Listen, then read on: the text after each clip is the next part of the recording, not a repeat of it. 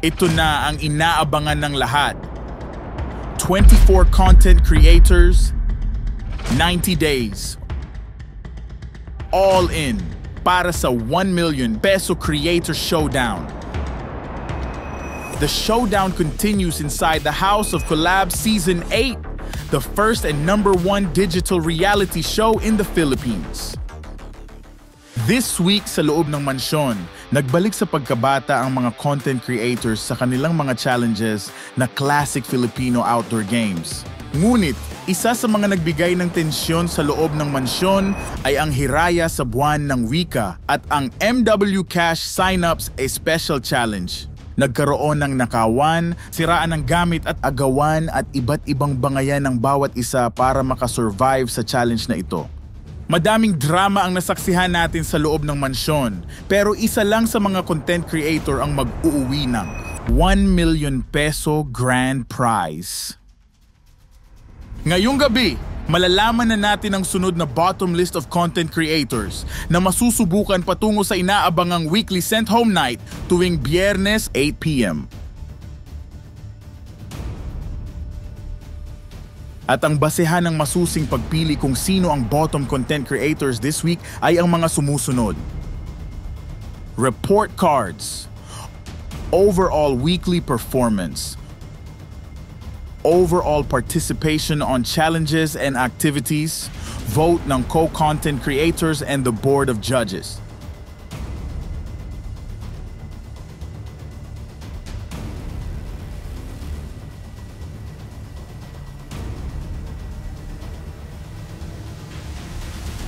Ito na ang listahan ng mga nasa bottom list ngayong gabi.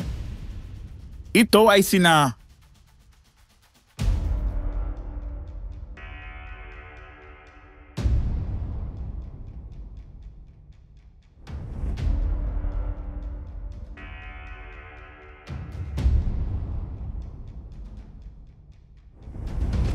Teka. Balikan muna natin ang mga maiinit na kaganapan sa The House of Collab Mansion nitong mga nakaraang araw. Balita ko, marami ang nagpapakita na ng kanilang mga totoong ugali. At dahil dyan, this week, ang bottom ay nasa kapangyarihan ng mga boto ng mga content creators. Tama ang narinig mo.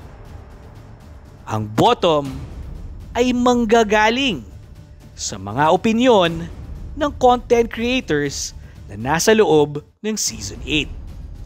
Paano? Pagkatapos nitong bottom reveal, lahat ng content creators ay pupunta sa Talk Daily upang bumoto ng 8 content creators na nais mong mapasama sa bottom list this week. Tama ang rinig mo. 8 content creators ang iyong dapat iboto. Maaaring ang iboto mo ang mga siyang mahina ang performance. At maaari mo ring iboto ang mga malalakas pero sagabal sa iyong success. Ika nga nila, level the competition out. Meron lang tayong konting mga rules. Bawal iboto ang mga immune from last week. Bawal rin iboto ang sarili para mapasama sa bottom list. At ang mga content creator na may mga pinakamatataas na boto ang siyang agad-agad na parte ng bottom list this week. Dahil nga sa mga kaganapan, iboboto mo ba ang mga mahihina? Or ang mga iboboto mo na mapasama sa bottom ay ang mga merong kang kasamaan ng loob o di pagkakaintindihan? Or baka ang iboto mo naman ay yung mga malalakas na sila pa ang maging dahilan para matalo ka sa mga challenges at hindi umabot sa inaasam na season ender o tsansang manalo ng 1 milyong piso.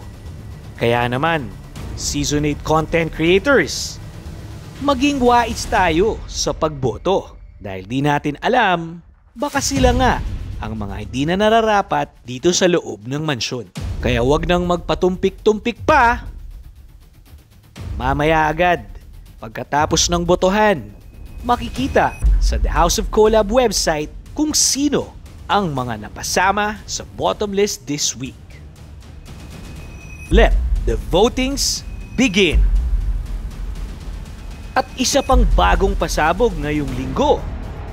Dahil kayo ang mga pumili kung sino ang ilalagay sa bottom, sa ating website, maaari ring bumoto ang Talk Nation para bumoto kung sino naman ang gusto nilang isend home.